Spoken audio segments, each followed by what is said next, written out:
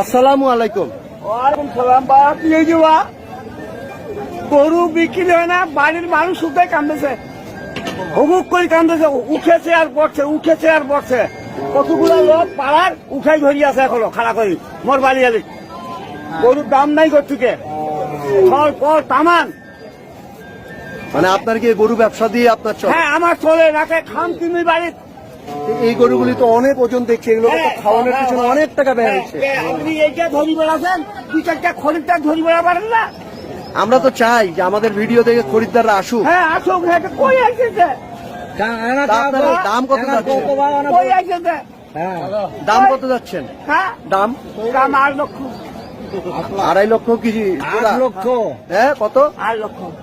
8 লক্ষ মানে 4 লক্ষ করে হ্যাঁ এক একটা। হ্যাঁ। কিন্তু এত দামে তো বিক্রি হবে না। না হলে মোর বউ বাড়ি ছবি না, না হইলে মোর বউ বাড়ি ছবি না।